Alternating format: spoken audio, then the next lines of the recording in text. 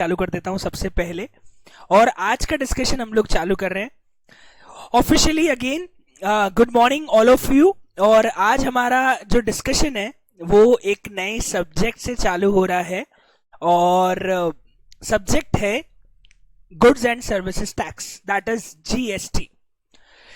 इसकी अगर मैं तारीफ करूं या इसकी पॉपुलैरिटी की बात करूं तो मेरे हिसाब से पिछले 4 साल में जीएसटी की पॉपुलैरिटी को लेके तो कोई डाउट होना ही नहीं चाहिए। जीएसटी की पॉपुलैरिटी इस लेवल पे चली गई है कि अगर हम ये सर्च करें कि भैया पिछले 3 साल में इंडिया में सबसे ज्यादा गूगल क्या किया गया, तो शायद सनी लियोनी को भी क्रॉस कर जाएगा जीएसटी। मतलब एक लेवल था जब सनी लियोनी बिग बॉस में आई थी, तब सनी लियोनी का सर्च इतना हुआ था कि गूगल पे most Google personality Sunny Leone हुआ करती थी। वो 2015-16 की या फिर उसके ही पहले की बात होगी। पर 2017 में जब जीएसटी आया तो उसने सनी लियोनी की पॉपुलैरिटी को भी खत्म कर दिया और जीएसटी इतना सर्च किया गया कि उस पर्टिकुलर ईयर में मोस्ट गूगल्ड वर्ड में जीएसटी का नाम शुमार था। सनी लियोनी से भी ज्यादा गूगल किया गया था जीएसटी को। आप इमेजिन कर सकते हो इसकी पॉपुलैरिटी कितनी ज्यादा है, इसका मतलब। ठीक है, सो सलमान भाई को भी पीछे छोड़ देंगे। जी हाँ, अब ऐसा लगता है कि अब जिस हिसाब से राधे आई है, मुझे ऐसा लगता है कि सलमान भाई को भी पीछे छोड़ दिया जाएगा, जीएसटी उसको भी आगे निकल जाएगा। ओके, सो ओके, आदित्य बोल रहा है घर वाले भी सुन रहे हैं, तो मैंने ऐसी कोई गंदी बात करी नहीं है, ऐसी कोई बात ही नहीं करी कि घर वालों को सुनने में दिक्कत आए। ठीक है, चलिए तो अब हम चालू करते हैं। और हमारा जो जीएसटी का कॉन्सेप्ट है मैं आपको सबसे पहले बता दूं। गुड्स एंड सर्विसेज टैक्स जो है वो हमारे सिलेबस में 40 मार्क्स कवर करता है।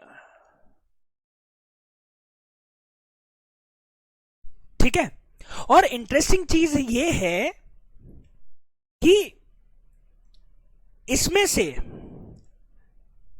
35 मार्क्स तक आप टारगेट कर सकते हो,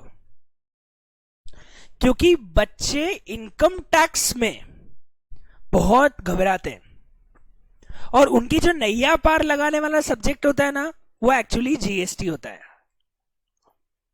यस, आप किसी भी अपने सीनियर स्टूडेंट्स, अपने किसी भी जो सीए कर रहे थे, जिनका सीए फाइनल में आ गए हैं, या उनसे पूछना, they will always tell you कि जीएसटी बहुत स्कोरिंग है और जीएसटी का पेपर हमेशा इनकम टैक्स के पेपर से कंपैरेटिवली बहुत इजी आता है। सो जीएसटी में हमारा टारगेट 35 मार्क्स का होना चाहिए। यस, और मेरे को ऐसा लगता है कि आप 35 मार्क्स आराम से जीएसटी के अंदर गेन कर सकते हो। ठीक है, तो हम टारगेट बहुत अच्छा लेके चलेंगे जीएसटी के अंदर। ठीक है, दूसरी बात, इसका जो एग्जाम का पेपर है वो कैसा आता है। सबसे पहले आप सब लोगों को पता है 30% एमसीक्यूज है, तो एमसीक्यूज यहां पे भी 30% आएंगे। दूसरी बात, लगभग 70% पेपर इसमें प्रैक्टिकल और केस लॉ बेस्ड आता है।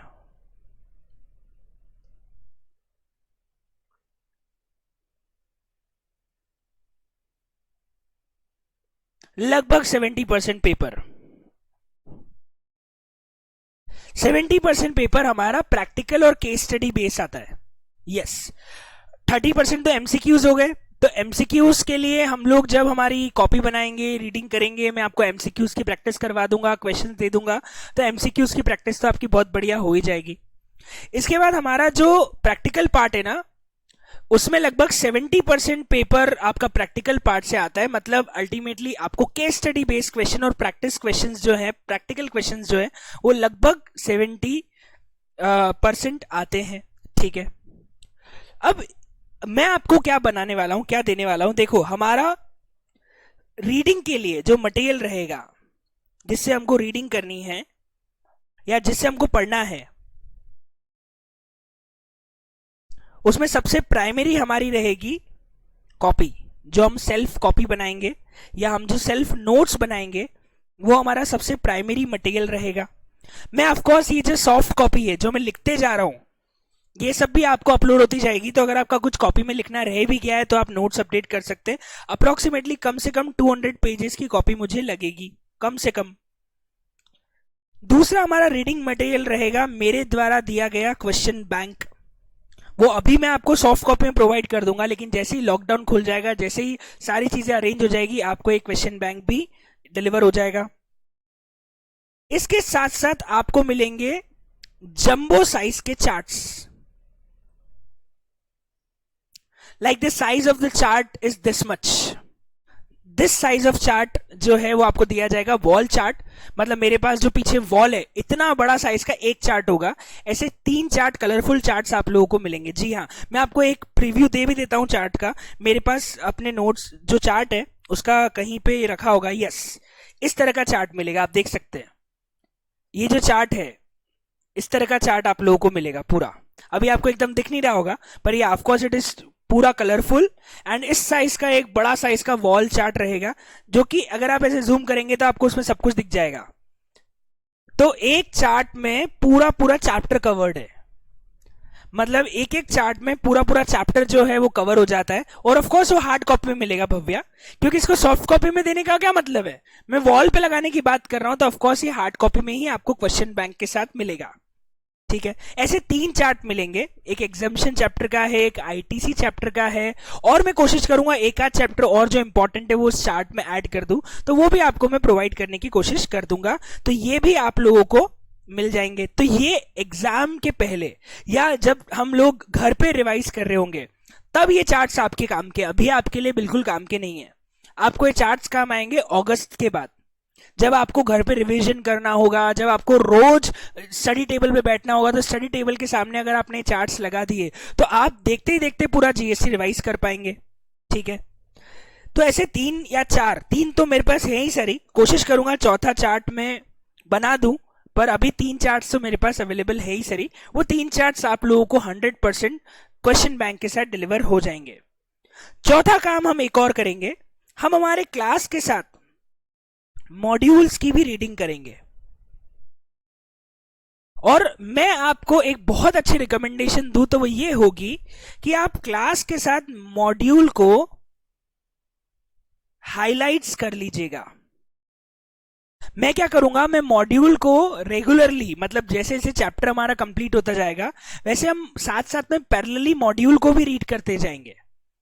क्योंकि क्या होता है कि एक सेटिस्फैक्शन होना चाहिए कि हमने जो क्लास में पढ़ा है दैट्स मोर देन इनफ। तो उसके लिए मॉड्यूल रीडिंग बहुत जरूरी है, और उसके लिए हम लोग हाइलाइटर का यूज करेंगे। आप लोग प्लीज अरेंज हो पाए तो एक हाइलाइटर या पेन से मार्किंग करोगे, पर हाइलाइटर ज्यादा अच्छा रहता है। तो अब मॉड्यूल साथ में लेके बैठेगा जब भी हम चैप्टर्स पढ़ते जाएंगे, और मॉड्यूल में हाईलाइट करते जाएगा। पता है इसका कारण क्या है?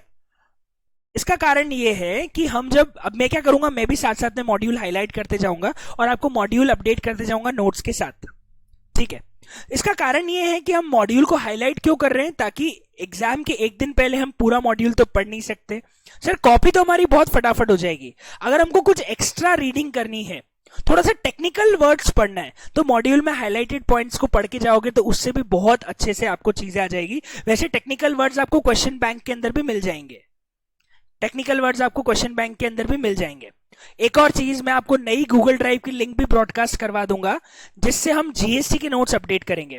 क्योंकि अभी तक मैंने 3-3 अलग अलग लिंक दे रखी थी कॉस्ट की, पर जब जीएसटी में सारे बच्चे एक साथ पढ़ रहे हैं तो एक नया गूगल ड्राइव का लिंक हो जाएगा, जिसपे आपको जीएसटी के सारे नोट्स, सारे के सारे मॉड्यूल, जो भी चीजें अपडेट करनी है, मैं जीएसटी का अपडेट उसी लिंक पे आपको करूंगा। वो लिंक मैं आज ही आपको ब्रॉडकास्ट करवा दूंगा, ये शीट अपडेट करके हर्षित सर को बोल के। जितने भी हमारे ग्रुप्स हैं सब पे लिंक आपको ब्रॉडकास्ट हो जाएगी। ओके, तो ये तो हमारी स्ट्रेटेजी हो गई कि कैसे हम पढ़ने वाले हैं। इन 4 चीजों को हम डिस्कस करेंगे। नेगेटिव मार्किंग किसी भी पेपर में नहीं होती। तनिष, आप अभी तक इतने सारे पेपर पढ़ रहे हो फर्स्ट ग्रुप के, क्या लॉ में कहीं पे नेगेटिव मार्किंग है एमसीक्यूज की?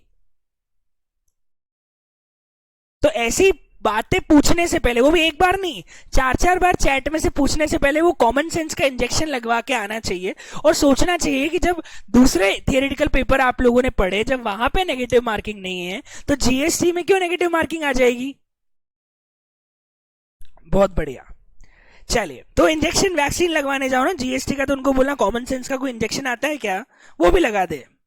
ओके, अब हम पॉइंट पे आते हैं और अब हम स्टार्ट करते हैं हमारा टॉपिक। ये तो सारी वो बातें हो गई साहब जो मैंने एक बेसिक आप लोगों को बता दिया। अब हम हमारे मेन मुद्दे पे आते हैं और बात करते हैं कि सर जीएसटी क्यों आया, कब से आया, कैसे आया, क्या क्या इसको लेके पॉइंट है, वो सारी चीजें हमें समझनी है। थियरी एग्जाम में आती या नहीं आती, मैंने पुष्पक अभी ऊपर ही बता दिया कि 70% पेपर प्रैक्टिकल आता है। अगेन इंजेक्शन बताऊं आपको कि 70% प्रैक्टिकल पेपर आता है, तो अब थियरी आती कि नहीं आती एग्जाम में। अब मैं वापस आपको बताऊं क्या कि जब 70% प्रैक्टिकल पेपर आता है तो बचा हुआ 30% में कोई बल्ले बल्ले करने को तो बोलेंगे नहीं, ऑफकोर्स 30% थियरी आएगी। चलिए, तो ऐसा लगता है कि तुम मेरे मजे लेने की कोशिश करते हो और पता नहीं कि तुम्हारे मजे हो जाते हैं। ओके, तो चालू करते हैं हम, और अब हमारा जो पॉइंट है वो हम स्टार्ट करते हैं, ठीक है।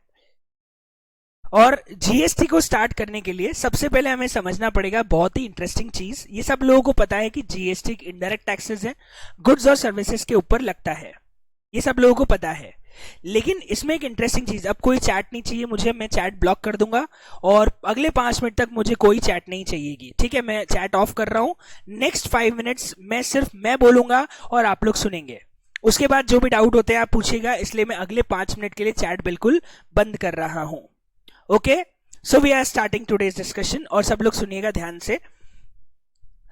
जीएसटी को समझने के लिए हमें सबसे पहले एक इंटरेस्टिंग कॉन्सेप्ट समझना पड़ेगा, and that concept is called credit mechanism या वैट मैकेनिज्म। और वैट का फुल फॉर्म होता है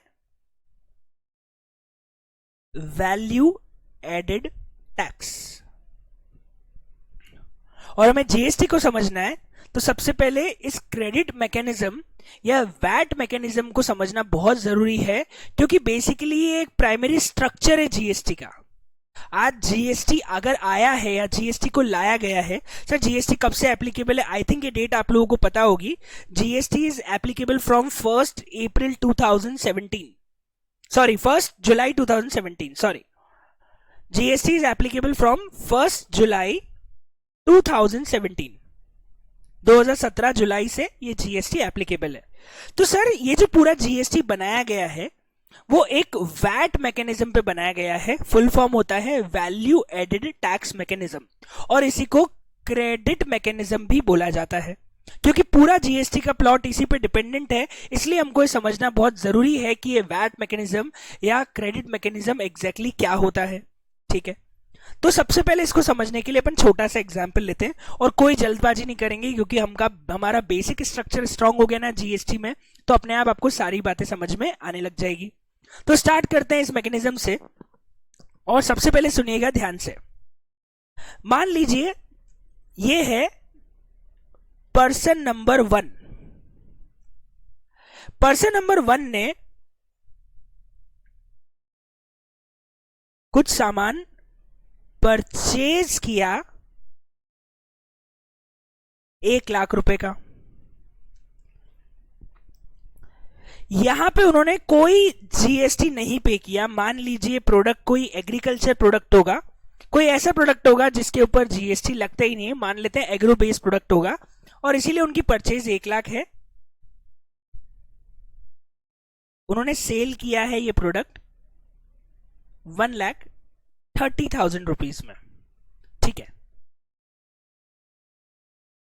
सर यहां पे जीएसटी है, मान लेते हैं अभी 10% का, 10%, जबकि 10% का एक्चुअली रेट होता नहीं है। जीएसटी का नॉर्मली रेट या तो 5% होता है, या 12% होता है, 18% होता है, 28% होता है। पर सिर्फ और सिर्फ कैलकुलेशन पॉइंट के लिए समझ लेते हैं कि यहाँ पे 10% का जीएसटी रेट है। तो साहब जीएसटी कितना हो गया इसके ऊपर, 13,000 रुपए का जीएसटी हो गया। इसका मतलब ये भाई साहब जो है, इन भाई साहब की सेल प्राइस थी 1,30,000 और उन्होंने इसके ऊपर 13,000 रुपए का जीएसटी जोड़ दिया। तो ऐसे करके ये भाई साहब जब आगे अपना बिल बनाएंगे तो आगे ये प्लस टैक्स बिल बना के देंगे, अमाउंट हो जाएगा 1,43,000 का, ठीक है, यहां तक सबको बात समझ में आ गई होगी। क्योंकि इनडायरेक्ट टैक्स है तो मैं अपने बिल में जोड़ूंगा, तो 1,30,000 तो वो प्राइस है जो मुझे चाहिए, और 13,000 मुझे जीएसटी का अमाउंट चाहिए। तो टोटल में इनवॉइस बनाऊंगा 1,43,000 का। Very nice.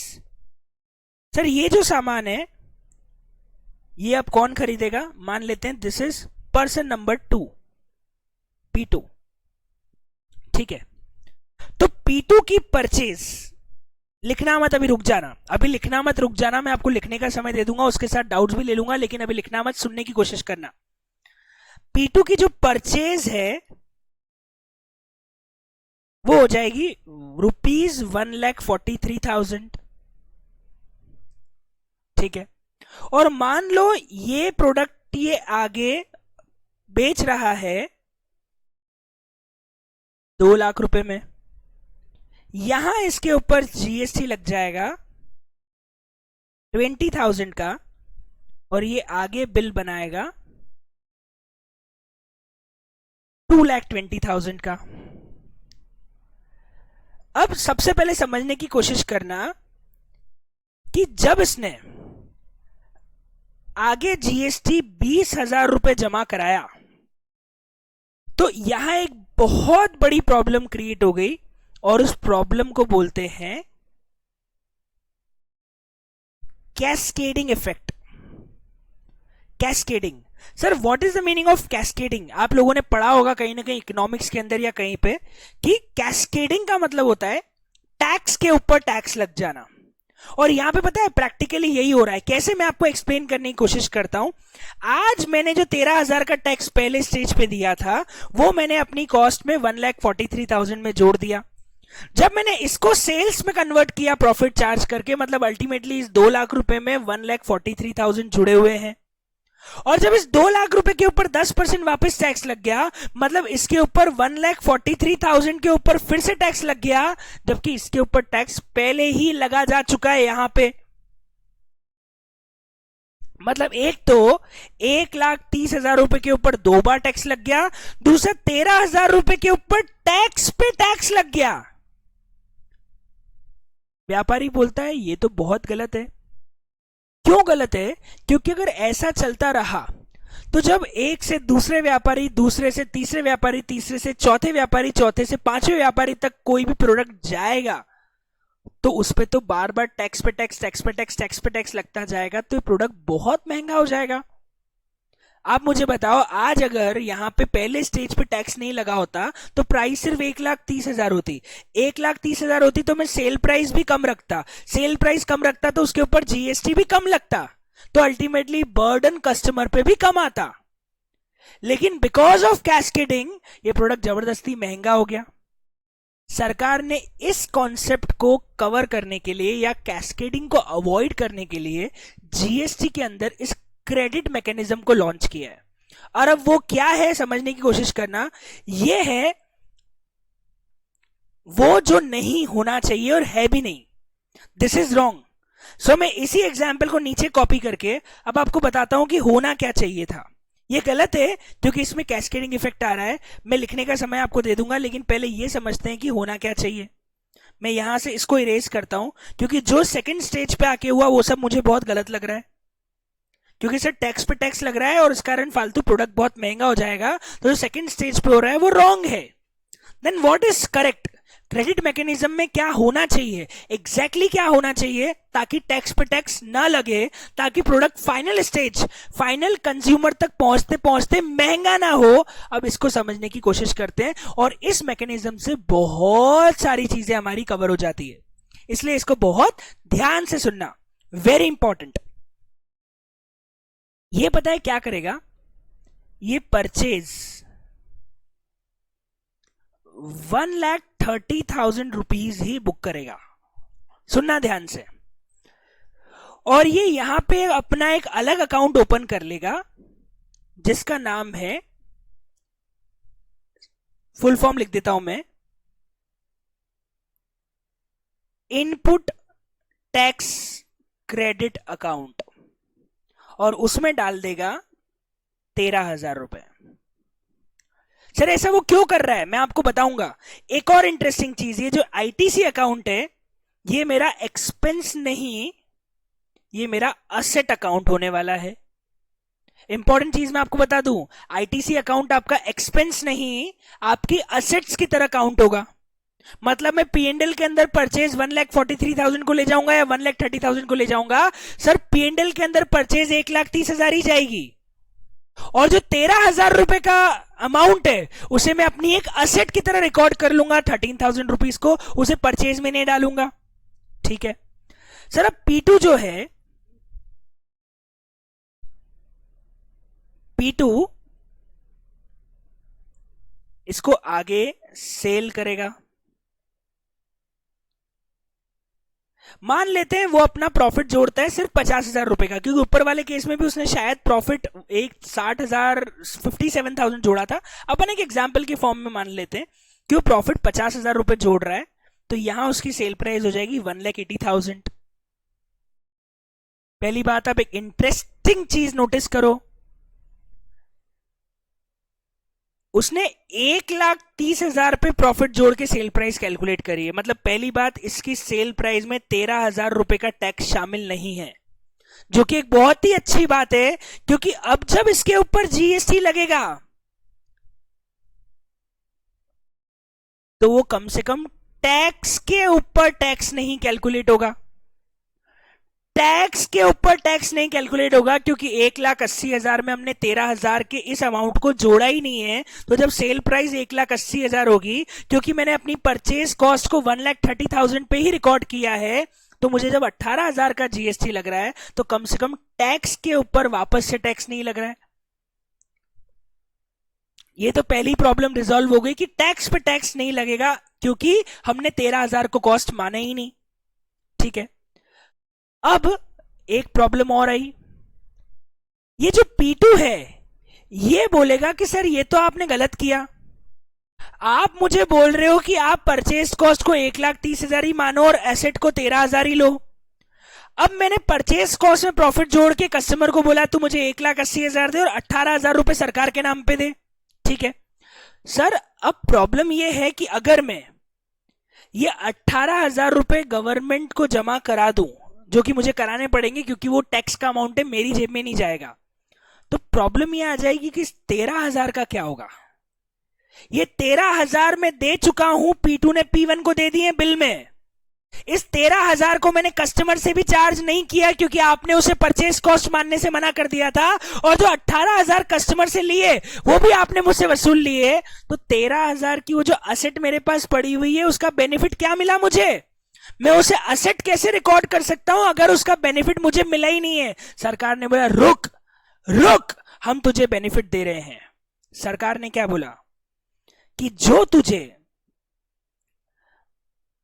आउटपुट के ऊपर, ये इसका आउटपुट है, सेल मतलब आउटपुट, जो तुझे आउटपुट के ऊपर 18,000 का टैक्स भरना है, इसमें से तू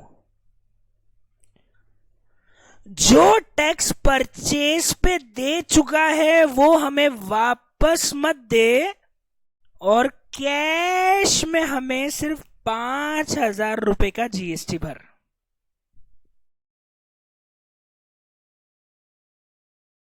मतलब P2 सरकार को 18,000 रुपए में से 5,000 रुपए ही भरेगा। सर बाकी 13,000 का क्या करेगा जो उससे कस्टमर से लिए? सर बाकी 13,000 जो वो पहले असेट रिकॉर्ड कर चुका है, समझना, उसने परचेस पे 13,000 P1 को दिए थे, P1 ने सरकार को दिए। उसने परचेस पे P1 को 13,000 रुपए दिए थे। सुनना ध्यान से, वो जो 13,000 रुपए P1 को मिले थे, P2 ने उसको कस्टमर से चार्ज ही नहीं किया, ये बोल के कि सरकार ये पैसा मुझे वापस लौटाएगी, और उसने उसे असेट रिकॉर्ड कर लिया। अब जब P2 से उसने आगे 18,000 रुपए कलेक्ट किए, तो उसने बोला सरकार सरकार सरकार, तुमने मुझे वादा किया था कि जो 13,000 रुपए मैं P1 को दे चुका हूं तुम मुझे वापस करोगे। सरकार ने बोला बात तो सही है, एक काम कर, तुझे हमें टैक्स कलेक्शन कितना किया है? सर 18,000 रुपए का। तू वो 13,000 रुपए तेरी पॉकेट में वापस डाल ले, क्योंकि तू वो टैक्स पहले ही हमें दे चुका है। किसके थ्रू दे चुका है? मैंने दिए थे, P2 ने दिए थे P1 को, P1 ने गवर्नमेंट को दे दिए होंगे। ये जो 13,000 रुपए है, ये 13,000 रुपए अल्टीमेटली गवर्नमेंट को P1 ने भर दिए होंगे। तो P2 ने जो 13,000 रुपए दिए थे, इस 13,000 रुपए का वो ले लेगा क्रेडिट, और जब उसे आगे 18,000 रुपए का टैक्स अगले कस्टमर से मिलेगा तो उसे 13,000 रुपए जो वो पे कर चुका है वो पॉकेट में वापस मिल जाएगा, और गवर्नमेंट को उसे सिर्फ 5,000 रुपए ही पे करने पड़ेंगे। मैं वापस समझाता हूं P2 की जेब से क्या गया। अगर हम देखें तो P2 ने पहले P1 को 13,000 रुपए दिए थे, मेरी P2 की पॉकेट से 13,000 रुपए चले गए। P2 ने अगले कस्टमर से 18,000 लिए, उसमें से 13,000 जो चले गए थे वो चुपचाप उसने अपनी जेब में वापस डाल लिए, और जो 5,000 बचे थे वो गवर्नमेंट को दे दिए। इंटरेस्टिंग चीज है, P2 के ऊपर तो 1 रुपए का भी टैक्स का बर्डन नहीं आया, क्योंकि P2 ने 13,000 पहले दिए थे, पर जब उसको अगले कस्टमर से 18,000 मिले तो उसने अपने 13,000 पॉकेट में रख के सरकार को 5,000 ही दिए। मतलब P2 की खुद की जेब से तो 1 रुपए का टैक्स गया ही नहीं। दूसरी बात, सरकार को टोटल मिला के अभी तक टोटल 18,000 रुपए का ही टैक्स मिलेगा, जिसमें से P1 भर चुका है 13,000 और P2 कैश में भरेगा 5,000। मतलब जितना P2 ने आगे कस्टमर से लिया है, सरकार की जेब में भी टोटल उतना ही गया है। मतलब ना P1 को अपनी जेब से कुछ भरना पड़ा, ना P2 को अपनी जेब से कुछ भरना पड़ा। जो भी टैक्स कस्टमर ने भरा है वही पैसा ओवरऑल गवर्नमेंट के पास गया है। ठीक है सर, इसे वैट सिस्टम क्यों बोल रहे हैं? क्योंकि इंटरेस्टिंग चीज मैं आपको बताऊं, P2 को कैश में सिर्फ उतना टैक्स भरना पड़ा जितना उसने अपनी खुद की यहां वैल्यू एडिशन किया था। अगर आप इसका खुद का वैल्यू एडिशन देखेंगे तो इसका वैल्यू एडिशन 50,000 रुपए का है। 50,000 का 10% अगर हम GST निकालें तो कैश में सिर्फ 5,000 रुपए इसीलिए भर रहा है।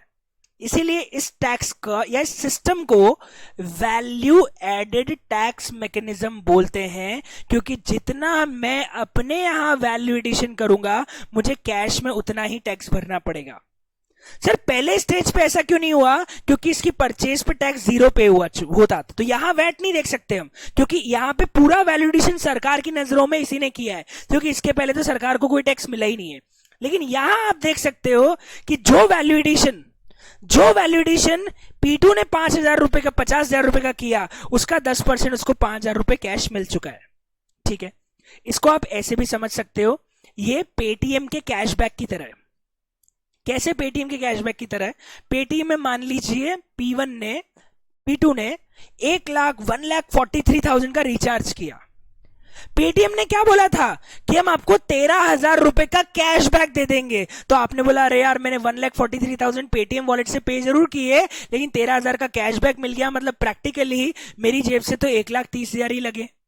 सरकार ने उसे कैशबैक दे दिया 13,000 का, और क्या बोला, जब आगे तुझे और कोई रिचार्ज करना हो तो तू इस कैशबैक का यूज कर लेना। जब आगे मुझे 18,000 का रिचार्ज करना था तो मैंने सरकार को बोला कि मैं 18 क्यों दूं, मेरे पास आपके वॉलेट के 13,000 रुपए रखे हुए हैं, तो 18,000 आपको देने की जगह मैं आपको कैश में 5,000 ही दूंगा, क्योंकि मेरे पास 13,000 का कैशबैक रखा हुआ है। आज मुझे बताओ, अगर आपके पास कैशबैक आता है 50 रुपए का और आपको नेक्स्ट रिचार्ज 100 का करना पड़े, तो आपको अपने बैंक अकाउंट से सिर्फ 50 रुपए ही देने पड़ते हैं, क्योंकि 50 रुपए आपके पास वॉलेट में ऑलरेडी रखे हुए हैं। तो ये जो आईटीसी है, ये एक तरह का सरकार का परचेज पे दिए गए टैक्स का कैशबैक है। सरकार बोलती है तुम परचेज कर पे जो टैक्स दे रहे हो, हम उसका पूरा का पूरा कैशबैक आपको दे देंगे, क्योंकि आगे तुम्हें सेल पे वापस टैक्स लग रहा है, तो डबल टैक्स नहीं हो जाए, इसलिए परचेज पे दिए गए टैक्स का पूरा कैशबैक मिल जाएगा। मतलब आपको प्रैक्टिकली टैक्स कैश सिर्फ उतना भरना पड़ेगा जितना आपने वैल्यू एडिशन किया है, और अल्टीमेटली आप पूरा का पूरा पैसा कस्टमर से ही ले लोगे। ठीक है, अभी मेरी बात खत्म नहीं हुई है, इस चेन को हम आगे बढ़ाएं। मैं सारे डाउट्स एक साथ ले लूंगा, शायद P3 की स्टेज पे आते आते आपको और क्लियरिटी हो जाए। इस चेन को मैं आगे बढ़ाऊं तो मैं मानता हूं कि हमारे पास जो नेक्स्ट व्यापारी है वो P3 है। P3 भी एक व्यापारी है, P3 भी एक व्यापारी है। पहली बात, ऊपर देख के फॉलो करना। मुझे बताओ P3 P2 को कैश कितना देगा, कैश कितना देगा? मेरा दो सवाल है, 180 या 198। मैं आपको बता दूं, P2 P3 को कैश 1,98,000 देगा, क्योंकि वो इनवॉइस तो 198 का बनाएगा। तो P2 को 198 मिलेंगे P3 से, पर P3 अपने यहां पे परचेज रिकॉर्ड 1,80,000 पे ही करेगा, और वो अगेन अपने यहां पे इनपुट टैक्स क्रेडिट खाते में डाल लेगा 18,000 रुपए, जो उसके लिए असेट है। सर वो उसके लिए असेट क्यों है? क्योंकि जब अगला कस्टमर उसे टैक्स भरेगा तो उसे 18,000 रुपए पूरे पूरे कैश में वापस अगले कस्टमर से मिल जाएंगे, इसलिए वो अभी के लिए असेट है, क्योंकि उसको फ्यूचर में उसका बेनिफिट मिलेगा। अब मान लीजिए P3 इसको आगे सेल करता है 3 लाख रुपए में। किसको? सर ये है फाइनल कंज्यूमर। इसके ऊपर उसको जीएसटी लगा है 30,000 रुपीज का। मतलब वो कंज्यूमर से जब बिल बनाएगा तो कंज्यूमर से वो 3,30,000 रुपए लेगा। कंज्यूमर के लिए कॉस्ट क्या है? सर कंज्यूमर को प्रोडक्ट 3,30,000 का पड़ा है, जिसमें उसने 3 लाख रुपए का तो सेल किया है और 30,000 रुपए का टैक्स भरा है। ठीक है, अब कंज्यूमर से तो इसको मिल गए 3,30,000, जिसमें इसके 3 लाख है, टैक्स के नाम के 30,000 है। जब सरकार को ये जाके बोलेगा कि मैंने आगे कस्टमर से 30,000 रुपए का टैक्स लिया, तो सरकार बोलेगी चल 30,000 कैश निकाल। तो ये व्यापारी बोलेगा रुको, मैं पहले ही 18,000 का परचेज के ऊपर टैक्स भर चुका हूं, जिसको मैंने अपनी कॉस्ट नहीं माना, तो वो मैं अपनी जेब में रखूंगा और सरकार को कैश 12,000 रुपए और भरूंगा। मतलब सरकार को यहां पे कैश जो मिलेगा जीएसटी का वो 12,000 ही मिलेगा, क्योंकि 30 में से 18,000 तो वो पहले ही परचेज पे भर चुका है। आप फिर देख लो, इन भाई साहब ने वैल्यू एडिशन किया 1,20,000 का, और उसका 10% इनको यहां पे टैक्स मिल रहा है। मतलब कैश में आपको सिर्फ उतना टैक्स भरना पड़ा जितना आपका वैल्यू एडिशन है। आपको 1 रुपए का टैक्स अपनी पॉकेट से नहीं लगा। फिर सुन लेना, P3 ने 1 रुपए का टैक्स अपनी पॉकेट से नहीं दिया। पता है क्यों? सुनना कैसे। P3 18,000 रुपए दे चुका था और उसे कस्टमर से 30,000 मिल गए। उसने 30,000 में से जो 18,000 दे चुके थे वो तो अपनी पॉकेट में रख लिए, और 12,000 रुपए जो बचे थे वो गवर्नमेंट को दे दिए। मतलब P3 को भी ना 1 रुपए का टैक्स के कारण नुकसान हुआ, ना P3 को 1 रुपए का टैक्स के कारण फायदा हुआ। हमेशा ध्यान रखना, इंटरमीडिएटरी व्यापारी जीएसटी के कारण न तो कोई नुकसान करता है न ही कोई फायदा करता है। वो 1 रुपए का टैक्स का पैसा अपनी जेब में रख भी नहीं सकता, और 1 रुपया उसे अपनी जेब से एक्स्ट्रा देना भी नहीं है। यही तो इंटरेस्टिंग कैरेक्टरिस्टिक है इनडायरेक्ट टैक्स का। और मजेदार बात है, जितना टैक्स कंज्यूमर ने टोटल पे किया है, मैं आपको इंटरेस्टिंग चीज बता दूं, सरकार की जेब में टोटल टैक्स पहुंचा भी उतना ही है। कैसे? आप देखिए गवर्नमेंट की पॉकेट में कहां से कितना टैक्स पहुंचा। P1 के पास तो कोई क्रेडिट नहीं थी, तो P1 ने तो पूरा का पूरा कैश में ही जीएसटी भर दिया होगा 13,000 रुपए। मतलब सरकार की जेब में सबसे पहले P1 से पहुंचा कैश 13,000 का। P2 ने 18,000 कस्टमर से लिए जरूर, लेकिन 13,000 की आईटीसी सेट ऑफ करने के बाद सरकार को कैश 5 दिया। मतलब P2 की जेब से सरकार को कैश पहुंचा 5,000, और P3 ने टोटल मिला के 12,000 रुपए का टैक्स पे किया। मतलब सरकार को टोटल कैश जीएसटी के फॉर्म में 30,000 मिला है और कंज्यूमर ने भी टोटल अपने इनवॉइस के अंदर टैक्स 30,000 ही भरा है। इससे एक बात क्लियर समझ में आती है, ना P1 को अपनी पॉकेट से कुछ पैसा भरना पड़ा, ना P2 को अपनी पॉकेट से कुछ पैसा भरना पड़ा, ना P3 को कुछ पॉकेट से पैसा भरना पड़ा। जो कस्टमर के बिल में टैक्स दिख रहा है वही अल्टीमेटली गवर्नमेंट की पॉकेट में पहुंचा है। और आप एक इंटरेस्टिंग चीज देख सकते हो कि इस क्रेडिट मैकेनिज्म के कारण आपका कैस्केडिंग इफेक्ट खत्म हो गया। कैस्केडिंग इफेक्ट खत्म हो गया मतलब टैक्स पे टैक्स लगने वाला कॉस्ट का जो कॉन्सेप्ट था वो खत्म हो गया। अदरवाइज अगर टैक्स पे टैक्स लग रहा होता तो आपको ज्यादा प्राइस हो जाती, लेकिन आपकी प्राइस कम इसलिए हो पाई क्योंकि आपने कैस्केडिंग इफेक्ट को अवॉइड कर दिया। और यही क्रेडिट मैकेनिज्म जीएसटी के अंदर पूरी तरह से फॉलो होता है। ये है पूरा एग्जाम्पल। ऑफ कोर्स मैं आपको लिखने का समय दे रहा हूं और अब मैं चैट ऑन कर रहा हूं क्योंकि मुझे पता है कि बम्बार्डिंग होने वाली है डाउट्स की, तो इसीलिए अब मैं चैट ऑन कर रहा हूं और आप अपने डाउट्स अब मुझसे पूछ सकते हैं। अब मैं ये चैट जो है वो ऑन करने वाला हूं। जी साहब, अब पूछिए क्या डाउट आ रहा है। पहला डाउट, सर अगर गुड्स परचेज किया है और वो लॉस हो गया तो आगे जाके पढ़ेंगे तुषार कि अगर लॉस हो जाता है तो आईटीसी मिलता है या नहीं मिलता है, या आगे जाके पढ़ेंगे। यहां से स्टार्टिंग है कॉन्सेप्ट की, तो यहां से मैं दिखा रहा हूं।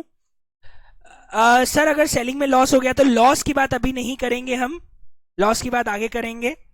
सर तो इससे कंज्यूमर पे ज्यादा लोड होगा, इससे कंज्यूमर पे कम लोड होगा, क्योंकि अल्टीमेटली अगर कास्केडिंग आता तो फाइनली बिजनेसमैन तो अपना सारा का सारा जो टैक्स है वो कंज्यूमर से ही लेता ना, तो कंज्यूमर और ज्यादा नुकसान में आ जाता। तो इसलिए कंज्यूमर पे टैक्स बर्डन कम हुआ है, बड़ा नहीं है। सर अगला जो क्वेश्चन आ रहा है, सर जीएसटी के कारण फिर बिजनेस नुकसान में क्यों हो रहे हैं। एक्चुअली प्रॉब्लम यह है कि जीएसटी का इंप्लीमेंटेशन प्रॉपर नहीं हुआ। दुनिया में 160 देश ऑलरेडी हमसे पहले जीएसटी लगा चुके हैं, तो जीएसटी ऑफ कोर्स फायदेमंद तो है, लेकिन उसको अगर सही तरीके से इंप्लीमेंट नहीं किया जाए तो कोई भी अच्छी स्ट्रेटजी अगर प्रॉपर प्लानिंग के साथ इंप्लीमेंट नहीं होती है तो फेल हो जाती है।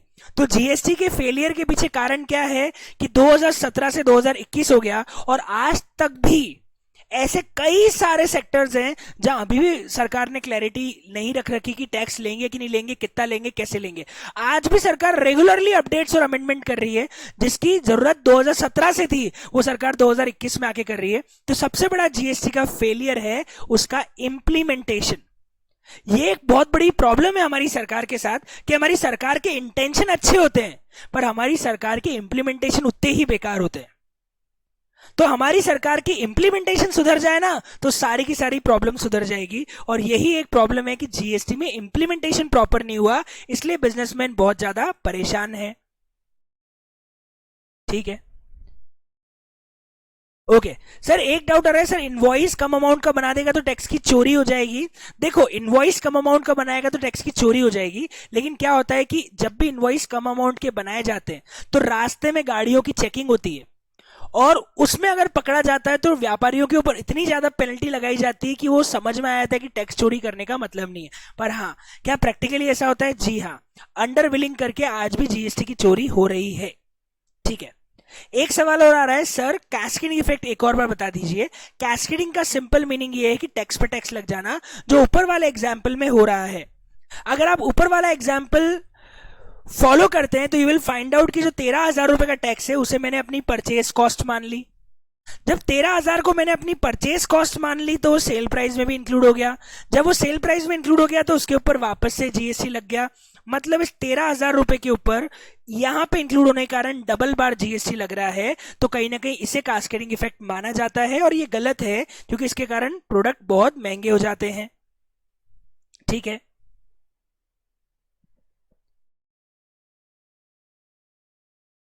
टैक्स रेट सेम रहेगा क्या सर? ये हम आगे जाके पढ़ेंगे। देखो अभी है ना, एक चीज समझो, आपके डाउट्स की बम्बार्डिंग हो गई मैंने देखा, लेकिन इंपॉर्टेंट चीज है कि हम सिर्फ अभी जो मैंने समझाया है उसके डाउट पूछिए प्लीज। आप ये मत पूछिए कि व्यापारी को कब रजिस्ट्रेशन कराना पड़ेगा, व्यापारी कैसे टैक्स चोरी करेगा, रेट ऑफ जीएसटी क्या होगा। एक ही दिन में पूरा जीएसटी समझना होता तो फिर तो मैं एक ही दिन में सब कुछ खत्म कर देता। एक डाउट आ रहा है निखिल का कि सर P1 P1 ने जब 30,000 का ही वैल्यू एडिशन किया है तो उसके ऊपर पूरे के पूरे 1,30,000 पे टैक्स क्यों लगा? क्योंकि सरकार के एंगल से पूरा वैल्यू एडिशन P1 से चालू हुआ है, क्योंकि P1 के पहले वाली परचेज टैक्सेबल थी नहीं। P1 ने एग्रीकल्चर प्रोडक्ट खरीदा था, तो सरकार के लिए तो वैल्यूडेशन P1 से ही चालू हुआ है। तो मानेंगे तू पहला मुर्गा है, तो तेने तो जितने की सेल करी है वो मेरे लिए पूरा वैल्यूडेशन है, क्योंकि सरकार ने इसके वाली पहले वाली परचेज पे तो कोई टैक्स लगाया ही नहीं है। ठीक है सर, जैसे P3 को 18,000 लग रहा है तो जीएसटी P2 को पहले ही 13 का दे के आया है। यह सही बात है, P1 भी तो 13,000 का टैक्स दे रहा है। मेरे को इतनी फास्ट डाउट पूछोगे तो कुछ समझ नहीं आ रहा है। टैक्स इतनी फटाफट, डाउट्स इतने फटाफट खत्म होते जा रहे हैं कि मुझे समझ में ही नहीं आ रहा है कि मैं कौन से डाउट्स पे हूँ। इतने फटाफट वो सारे ऊपर ऊपर जा रहे हैं। तो एक मिनट सर, P1 भी तो, अब रुक जाओ, अभी डाउट्स रुक जाओ, मैं एक एक करके डाउट पढ़ के आपको रिप्लाई कर रहा हूँ। रुक जाइए, लिखना है आपको P3, पहले मैं नीचे ले लेता हूं ताकि आप P3 वाला पॉइंट भी लिख लो। ये लो लास्ट स्क्रीन ये रही। अब रुको सर, अगर P1 13,000 गवर्नमेंट को दे ही नहीं तो P2 से फिर 20,000 ही लेना पड़ेगा। मैं आपको बता दूं, P1 अगर 13,000 रुपए सरकार को ना दे तो ये तो हाँ ऑफ कोर्स, फिर तो उसके लिए वैलिडेशन P2 से चालू हो जाएगा, पर तो टैक्स चोरी हो जाएगी ना। तो अब आप टैक्स चोरी बता रहे हो, अभी हम ये नहीं समझते कि चोरी कैसे करना है, अभी हम ये समझ रहे हैं कि टैक्स लगता कैसे। तो प्लीज टैक्स चोरी के डाउट्स अभी आप मुझसे बिल्कुल भी मत पूछिएगा, ठीक है? ओके, टैक्स चोरी वाले कोई डाउट्स मैं अभी एंटरटेन नहीं करूंगा। अगर P1 अगर मैन्युफैक्चर होता तो P1 अगर मैन्युफैक्चर हो, P1 अगर ट्रेडर हो, P1 कुछ भी हो, इससे फर्क नहीं पड़ता है। जीएसटी में मैन्युफैक्चर ट्रेडर सब एक जैसे ट्रीट होते हैं, इससे कोई फर्क नहीं पड़ता कि वो मैन्युफैक्चरर या ट्रेडर है, जीएसटी में सब एक जैसे ट्रीट होते हैं।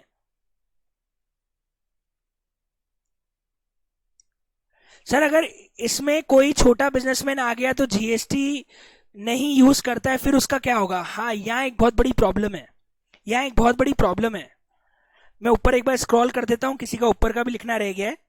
यहाँ एक बहुत बड़ी प्रॉब्लम है, और वो क्या है कि अगर P1, P2, P3, P4 व्यापारी में से बीच में कोई छोटा व्यापारी आ जाए जो अनरजिस्टर्ड हो, ऐसा व्यापारी जो बीच में टैक्स बिल नहीं बना सकता या जो क्रेडिट नहीं ले सकता, छोटा व्यापारी आ जाए।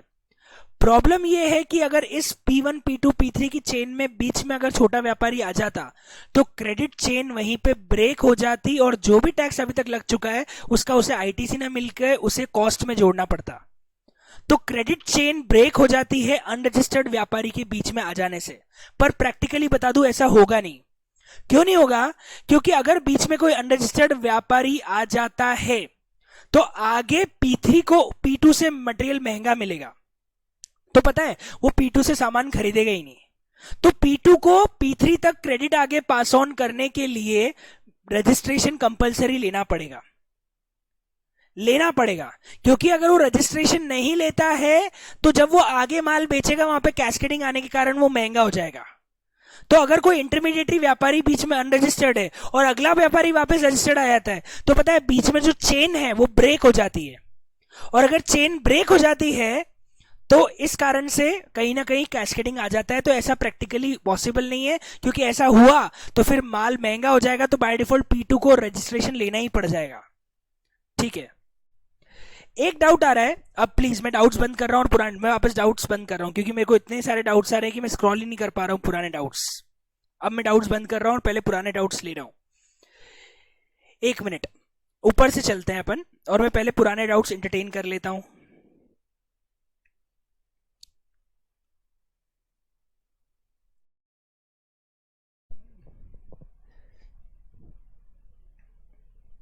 ये रिलेटिव वेलेटिव के डाउट अभी मत पूछना मेरे से कि रिलेटिव को दे दिया तो क्या होगा, ये सब मैं अभी आपको नहीं बताऊंगा।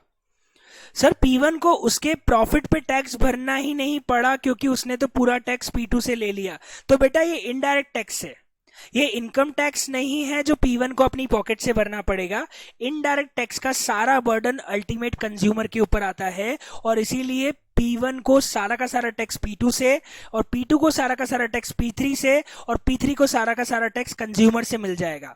तो ऑफ कोर्स उनको अपनी पॉकेट से कुछ भी जेब से नहीं भरना पड़ता है, क्योंकि ये इनकम टैक्स नहीं है, ये जीएसटी है, ये इनकम के ऊपर लगने वाला टैक्स नहीं है, इसीलिए इनडायरेक्ट टैक्स है, इसका बर्डन कंज्यूमर उठाता है। तो P1, P2, P3 पे खुद की पॉकेट पे कोई बर्डन नहीं आएगा। ठीक है, अगला डाउट है P1 P2 P3 को टैक्स कैसे नहीं लग रहा है, एक बार वापस बता दो। अरे P1 P2 P3 को अपनी पॉकेट से टैक्स इसलिए नहीं लग रहा है क्योंकि वो टैक्स अगले से वसूलता जा रहा है, वो अपने बिल में अगले से चार्ज कर रहा है। तो जब वो अगले से अपने बिल में चार्ज करता जा रहा है और सरकार को भरता जा रहा है तो उसको अपनी जेब से पॉकेट से कुछ टैक्स भरना ही नहीं पड़ रहा है। सारा का सारा बर्डन, आप ऐसे लॉजिकली सोचो कि कंज्यूमर ने फाइनली P3 को टैक्स दिया 30,000 और गवर्नमेंट तक टैक्स भी पहुंचा 30,000। मतलब ये बात समझ में आ गई कि जो फाइनल कंज्यूमर ने भरा वही गवर्नमेंट को भरा। मतलब P1 P3 को अपनी जेब से टैक्स लगा ही का। अगर P1 P2 P3 को अपनी जेब से टैक्स लगा होता तो गवर्नमेंट के पास ज्यादा पहुंचते और फाइनल बिल में कम होते। अगर फाइनल बिल में जो टैक्स लगा है वही गवर्नमेंट तक पहुंचा है, मतलब P1 P2 P3 ने अपनी जेब से तो कोई बर्डन उठाया ही नहीं होगा। ठीक है, अगला डाउट आ रहा है और देखते जाता हूं मैं और क्या डाउट है। क्या जीएसटी का हमेशा कैश में रहेगा? अपन नहीं, है डाउट मेरे को समझ में नहीं आया, फालतू डाउट पूछा है। आईटीसी का इशू भी वैक्सीन में क्या है वो मैं अभी नहीं बता सकता आपको। Sir other than cascading element why GST is better, हम इसको समझेंगे वाई जीएसटी इज बेटर। हम ऑफकोर्स हमारे जीएसटी के फायदे नुकसान नफा नुकसान सब समझेंगे तो आगे जाके कवर हो जाएगा।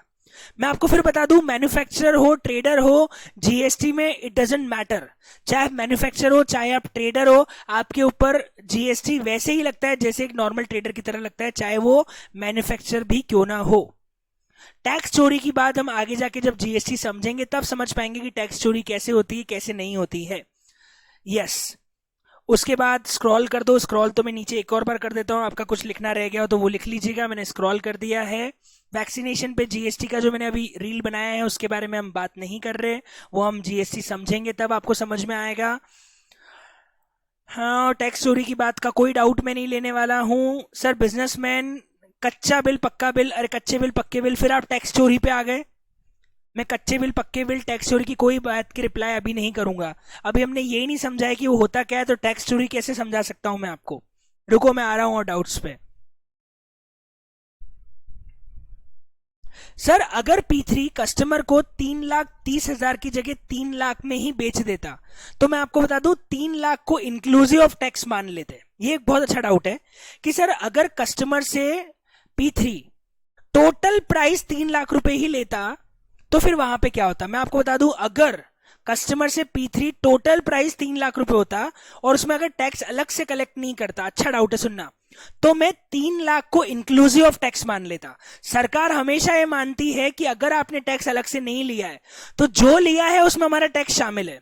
तो पता है मैं क्या करता, अगर कस्टमर से 30,000 रुपए अलग से बिल में नहीं लिए जाते और ओवरऑल 3 लाख लिए जाते तो 3 लाख को डिवाइड बाय 110% करता और उससे मैं बाइफर्केशन करता कि कितना टैक्स है और कितना प्राइस है, और जो भी टैक्स आता उसमें से अपना आईटी सेट ऑफ करके नेट कैश पे करता। तो मैं 3 लाख को डिवाइड बाय 110 करके इंटू 10 करता, वो जो जीएसटी आता उसको अलग करके माइनस आईटीसी करके बचा हुआ कैश अमाउंट पे करता। अगर जीएसटी अलग से नहीं लिया होता तो ऐसा मुझे करना पड़ता। हम प्राइस को इंक्लूसिव ऑफ टैक्स मान लेते अगर हमने जीएसटी अलग से नहीं लिया है तो। ठीक है, चलिए अब मैं आगे के डाउट्स ले रहा हूं और क्या डाउट्स आ रहे हैं। यहां तक के तो मैंने सारे बता दिए। एक डाउट आ रहा है सर पीएनडल में इसका इफेक्ट क्या आएगा। मैं आपको बता दूं पीएनडल में जीएसटी ना डेबिट होता है ना क्रेडिट होता है, क्योंकि पीएनडल में आपका कोई इफेक्ट आता ही नहीं है। पीएनडल में ना जीएसटी डेबिट होगा ना पीएनडल में जीएसटी क्रेडिट होगा, तो इसका कोई इफेक्ट पीएनडल में आएगा ही नहीं। सर जब जीएसटी कंज्यूमर से नहीं लेना तो वो क्या चला गया डाउट ऊपर। फिर इतने डाउट्स हो गए, मुझे फिर बंद करना पड़ेगा डाउट्स। रुको, इतने डाउट्स आ रहे हैं और मैं डाउट्स कंसिडर करना भी चाहता हूं क्योंकि पहला दिन है। सर ये जीएसटी पुराने सिस्टम में कैसे अलग है और उसका नीड क्यों आया, आगे जाके पढ़ेंगे, सब एक दिन के अंदर नहीं समझ सकते। उसके बाद सर जब जीएसटी कंज्यूमर से ही लेना है तो लास्ट में ही लगा देते, इतना कैलकुलेशन क्यों किया। एक्चुअली सरकार को ये नहीं पता है ना कंज्यूमर किस स्टेज पे आएगा। P1 के लिए तो P2 ही कंज्यूमर है, P2 के लिए तो P3 कंज्यूमर है, P3 के लिए कंज्यूमर फाइनल है। तो अल्टीमेट कंजम्पशन कहां होगा ये आपको P1 की स्टेज पे कैसे पता पड़ेगा, इसलिए जीएसटी तो हर स्टेज पे कलेक्ट करना ही पड़ेगा। ठीक है सर, जीएसटी गलत नहीं है क्या, गुड्स की प्राइस बिजनेसमैन के हिसाब कम ज्यादा होगी या नहीं। नहीं नहीं नहीं नहीं, जीएसटी ऑफकोर्स पुराने टैक्स सिस्टम से बहुत बेटर है। मैंने क्या बोला, जीएसटी अच्छा है लेकिन उसका इंप्लीमेंटेशन अच्छा नहीं है। सर जीएसटी कॉस्ट पे लगता है या सेल प्राइस पे, जनरल कॉन्सेप्ट है जीएसटी सेल प्राइस के ऊपर लगता है। मैं जितने में माल बेचता हूँ उतने पे। आपने जीएसटी वाला कभी बिल लिया होगा ना, कितनी बार आपने स्टोर से माल खरीदा होगा, ऑनलाइन परचेस किया होगा, तो आप बिल में देख लो वो जो प्राइस चार्ज करते हैं उसके ऊपर जीएसटी लगाते हैं। ठीक है सर, जब जस्ट लाइक रेस्टोरेंट में जब कस्टमर जाता है खाना खाने के लिए, तो जो बिल बनाएगा रेस्टोरेंट वाला, वो सिंपली सेलर बायर से टैक्स लेता है और गवर्नमेंट को, हाँ यही तो कॉन्सेप्ट है, रेस्टोरेंट वाला हमसे टैक्स लेगा और गवर्नमेंट को पे करेगा, सिंपल है। जीएसटी इनपुट आउटपुट हमेशा सेट ऑफ होगा, हम पढ़ेंगे इस बारे में इनपुट आउटपुट सेट ऑफ कब होगा कब नहीं होगा। सर ऐसा कुछ कॉस्ट के स्टार्टिंग लेक्चर में ही पढ़ा था, जी हाँ मैंने आपको बेसिक पढ़ाया था आईटीसी का कॉस्ट के स्टार्टिंग लेक्चर में भी। डिस्काउंट अलाउड करने पे जीएसटी कम लगता है, जी हाँ डिस्काउंट का फायदा जीएसटी में मिलता है। अगर एमआरपी 100 रुपए मैंने डिस्काउंट 20 का दिया है तो प्राइस 80 है तो जीएसटी 80 के ऊपर ही लगेगा। ठीक है, और पूछिए साहब, और कुछ है, बचे हैं डाउट्स अभी भी? मेरे को लगता है अभी भी डाउट्स हैं। बहुत बढ़िया सर, यदि P3 को, ओहो फिर मेरे को बंद करनी पड़ेगी चैट। ये तो पता है कैसा हो गया, ये वैक्सीनेशन के स्लॉट जैसा हो गया थोड़ी कुछ सेकंड्स के लिए खुलता है फिर बंद हो जाता है। सर एंड ईयर एंड के पहले पूरा टैक्स रिकवर नहीं हुआ, लाइकवाइज 13,000 नहीं हुआ, अभी टैक्स रिकवर हुआ, बात की बात है, डाउट अभी वैलिड नहीं है। इंक्लूसिव वाले में तो प्रॉफिट कम हो जाएगा ना, तो बेटा आपने क्यों नहीं टैक्स लिया कस्टमर से? आप सरकार का नुकसान थोड़ी करा सकते हो टैक्स न लेके। अगर सरकार को आपने टैक्स नहीं लिया जबकि आपको लेना था, तो अल्टीमेटली आपको अपने अपने से ही जेब से भरना पड़ेगा। सर समझ तो आ गया, लेकिन जीएसटी इंटरेस्टिंग के बजाय अब कॉम्प्लिकेटेड लग रहा है। नहीं नहीं, इंटरेस्टिंग ही है, आप चिंता मत करो, इतना हार्ड नहीं है, सब कुछ समझ में आ जाएगा, बहुत ईजी है, इतना लोड लेने की जरूरत नहीं है। ओके चलिए, तो आई थिंक अब डाउट्स पूरे हो गए हैं, लगभग पूरे हो गए हैं। ओले फिर डाउट आ रहे हैं अभी तो, बहुत बढ़िया, फिर मैं स्लॉट बंद कर रहा हूँ वैक्सीनेशन का, आगे वापस डाउट पढ़ते हैं। सर प्राइस कट करने के लिए जीएसटी की चोरी होती है, अभी मैं बात ही नहीं कर रहा इस बारे में। सर यदि P3 को अपने गुड्स को किसी वजह से 1,50,000 में बेच देना पड़े तो उसका लॉस होगा, आगे जाके समझेंगे इसका क्या होगा। सर व्यापारी लोग जीएसटी से क्यों परेशान है, मैंने फिर बोल दिया, इंप्लीमेंटेशन के कारण प्रॉब्लम है, प्रॉब्लम जीएसटी का नहीं है। Sir in case P3 cell नहीं करे और उसे 18,000 पे करना पड़ता, तो अगर P3 आगे सेल नहीं करता, वो रीसेलर नहीं है, तो फिर उसे आईटीसी नहीं मिलता, 18,000 पे ही वो कंज्यूमर हो जाता, तो कंज्यूमर को अपनी अपनी जीएसटी को कॉस्ट में जोड़ लेता। अगर P3 आगे रीसेल नहीं कर रहा है, P3 आगे टैक्स नहीं भर रहा है, तो गवर्नमेंट के लिए P3 ही कंज्यूमर है, तो 18,000 पे ही पूरा का पूरा टैक्स का सिस्टम रुक जाता और 18,000 पे ही उसे कंज्यूमर मान के पूरा का पूरा कॉस्ट माननी पड़ती। कंज्यूमर को कभी आईटीसी नहीं मिलेगा। कंज्यूमर को इसलिए आईटीसी नहीं मिलेगा क्योंकि कंज्यूमर जो है वो आगे टैक्स तो भरने वाला है नहीं, तो उसे तो पूरा का पूरा टैक्स सरकार को जेब से भरना है, तो कंज्यूमर को कोई क्रेडिट नहीं मिलती है। कंज्यूमर स्टेज पे आके 30,000 जो कंज्यूमर की पॉकेट से गया वो उसके लिए पूरी की पूरी कॉस्ट बन जाती है। ठीक है, आगे पूछो। सर मुझे जितना ज्यादा इंटरमीडिएटरी होंगे उतने ज्यादा जीएसटी होगा, जितना ज्यादा वैल्यू एडिशन होगा उतना ज्यादा जीएसटी होगा। वैल्यू एडिशन के हिसाब से जीएसटी होता है ना, तो जितना ज्यादा इंटरमीडिएटरी होगा उतने ज्यादा जीएसटी होगा, ऐसा नहीं, जितना ज्यादा वैल्यू एडिशन होगा उतना ज्यादा जीएसटी होगा। ठीक है, अब फालतू के डाउट आना चालू हो गए हैं, अब फालतू के डाउट्स आना चालू हो गए हैं, तो यहां पे हमारा पहला कॉन्सेप्ट कंप्लीट होता है और वो है क्रेडिट मैकेनिज्म का। आई थिंक आप लोगों ने नोट भी कर लिया होगा, आपको समझ में आ गया होगा कि क्रेडिट मैकेनिज्म एग्जैक्टली किस कॉन्सेप्ट के ऊपर चलता है। बहुत बढ़िया, अब हम आगे बढ़ते हैं और एक इंटरेस्टिंग चीज हम स्टार्ट कर रहे हैं और बहुत ही मजेदार है, अब इसको समझना, बहुत इंपॉर्टेंट कॉन्सेप्ट है। अब मैं कोई डाउट नहीं ले रहा हूं, मैं वापस कर रहा हूं इसको बंद, और अभी मैं कोई डाउट एंटरटेन नहीं करूंगा, सुनिएगा ध्यान से। जीएसटी सर ये तो समझ में आ गया कि किस तरीके से लगाया जाता है, मतलब कैसे उसका क्रेडिट मैकेनिज्म चलता है, कैसे जीएसटी लगता है, लेकिन एक बहुत ही इंटरेस्टिंग कॉन्सेप्ट है और वो ये है कि जीएसटी किस ट्रांजैक्शन पे लगाया जाता है। मैं आपको एक मजेदार बात बता दूं, जीएसटी लगता है सप्लाई ऑफ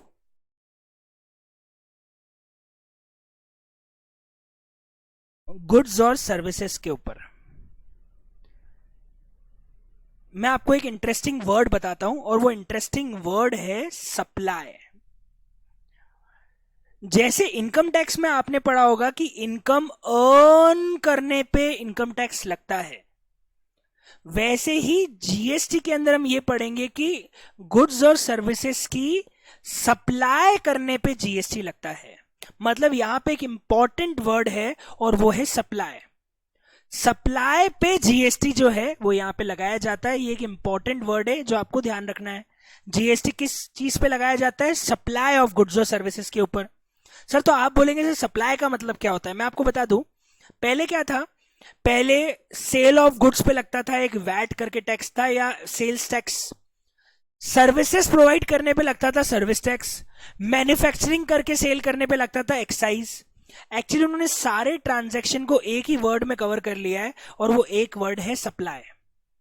मतलब अब हमें ये नहीं पढ़ना है कि what is sale, what is manufacturing, what is what. हमें बस एक चीज पढ़ना है कि जीएसटी लगता है गुड्स और सर्विसेज की सप्लाई के ऊपर। ठीक है, अब एक इंटरेस्टिंग पॉइंट यहां पे अराइज होता है और वो इंटरेस्टिंग पॉइंट क्या है, सब लोग सुनना ध्यान से। सर सप्लाई जो है ना वो जीएसटी लॉ के अंदर दो पार्ट में बांटी गई है। एक होती है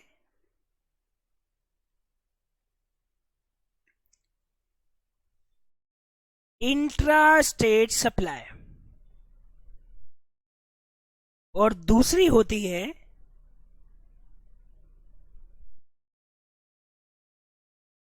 इंटर स्टेट सप्लाई। जो सप्लाई है ना वो जीएसटी के अंदर दो पार्ट में बांटी गई है। एक का नाम है इंट्रा स्टेट सप्लाई और दूसरे का नाम है इंटर स्टेट सप्लाई। ठीक है सर, आपको नाम से समझ में आ रहा होगा, सब बच्चों को शायद नाम समझ में आ रहा होगा। इंट्रा का मतलब क्या होता है? सर इंट्रा का सिंपल मतलब होता है with in the state, with in state और यूनियन टेरिटरी। मैं यहां पे शॉर्ट फॉर्म में लिख देता हूं यूटी, क्योंकि आपको पता हो तो हमारे देश में कुछ यूनियन टेरिटरीज भी हैं। उसमें एक नया नाम और जुड़ा है, अगर आपको पता हो, लेह लद्दाख।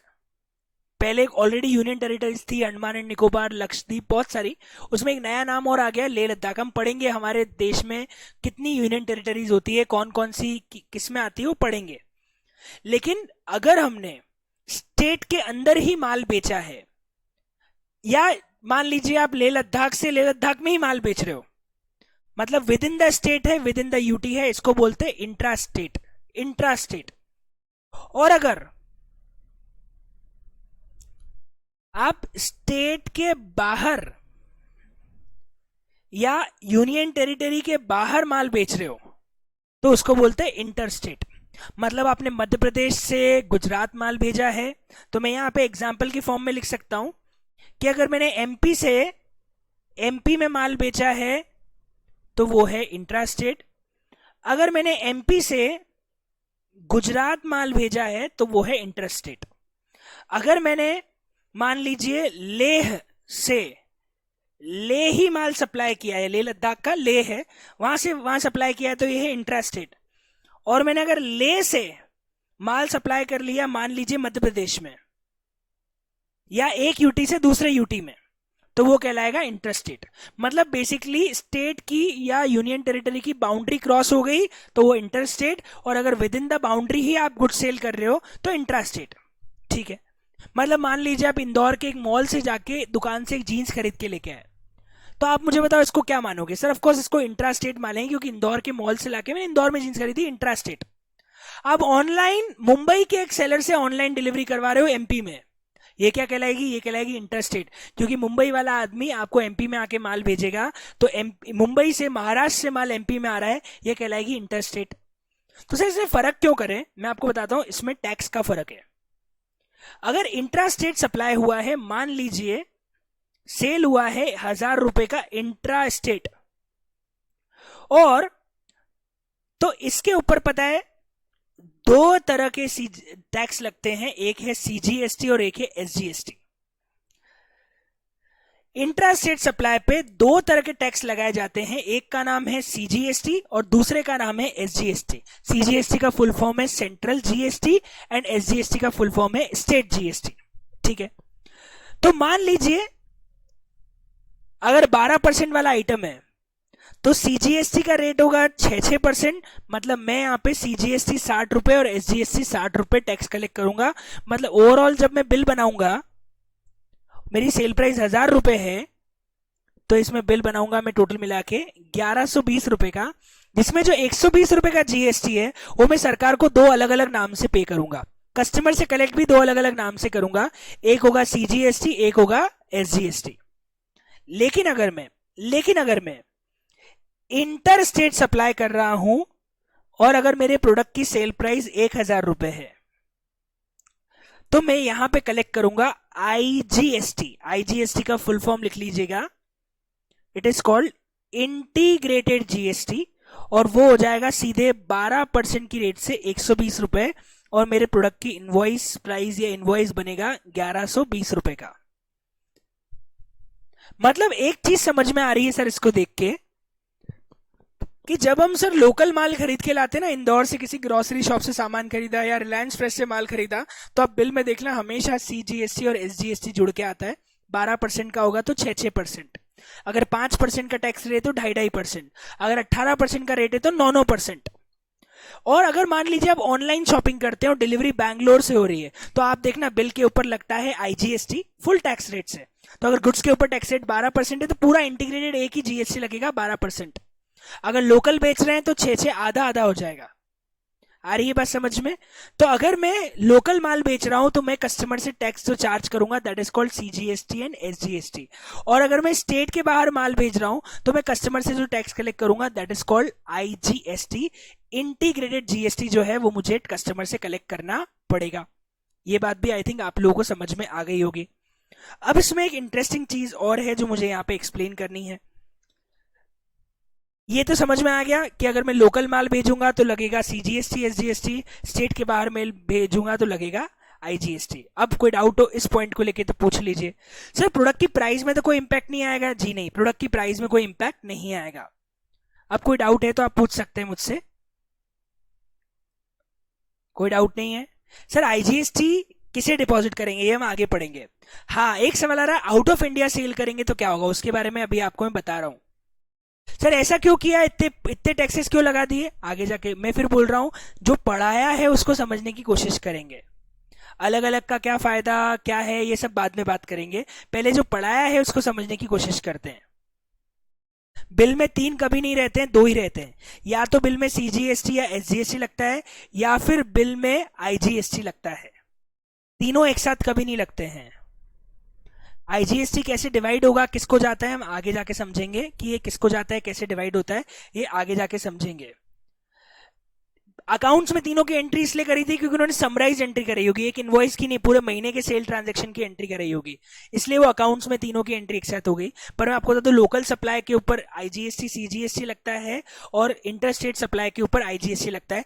एक सेल पे दोनों कभी नहीं लग सकते, एक सेल पे दोनों कभी नहीं लग सकते। दोनों का अल्टीमेट इफेक्ट सेम है, पर एक्चुअली दोनों का रेवेन्यू अलग अलग बढ़ता है।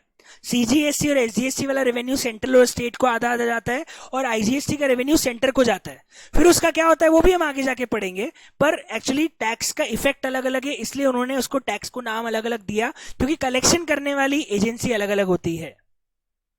ठीक है सर, इंटर यूटी ट्रांजेक्शन हो तो भी आईजीएसटी ही लगेगा, इंटर यूटी ट्रांजेक्शन है तो भी आईजीएसटी लगेगा। ले से अगर मान लीजिए जा रहा है अंडमान एंड निकोबार तो भी आईजीएसटी ही लगेगा। इंटर हो गया ना तो आईजीएसटी ही लगेगा। ठीक है, ओके। अब मैं आपको एक इंटरेस्टिंग डाउट का आंसर देता हूं, जो कि ये है कि सर स्टेट तो समझ में आ गया, पर आउटसाइड इंडिया ट्रांजैक्शन के केस में क्या होगा वो आप समझा दीजिए। अपन चलते हैं उस पॉइंट पे, and we are talking about import and export की बात कर लेते हैं।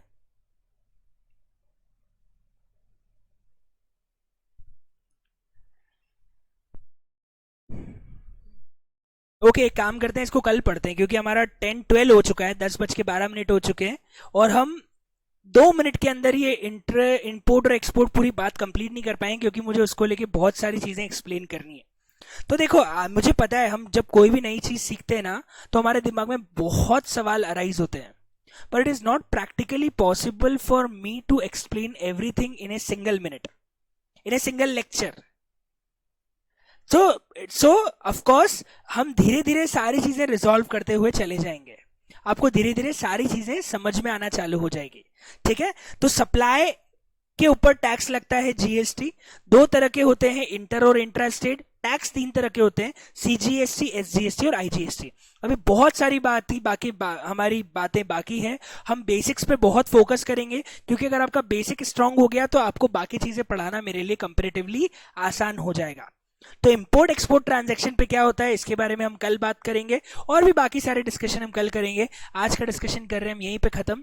Thank you so much. I hope आपको आज का लेक्चर समझ में आया होगा। पहले दिन था, शायद मजा भी आया होगा आप लोगों को। थोड़ा सा डिफिकल्ट लग रहा हो तो घर पे जाके एक बार इसको रिवाइज कर लेना, सारी की सारी बातें क्लियर हो जाएगी। कल हम जब स्टार्टिंग में मिलेंगे तो जो पढ़ा है उसको रिवाइज करेंगे। शीट अपडेट कर दूंगा और आपको लिंक भेज दूंगा, तो आप लोगों को उस शीट में भी कुछ नोट करना रह गया हो तो वो लिख लीजिएगा। ठीक है, थैंक यू सो मच। बाकी डिस्कशन कल करते हैं। Enjoy, good day, bye bye, thank you.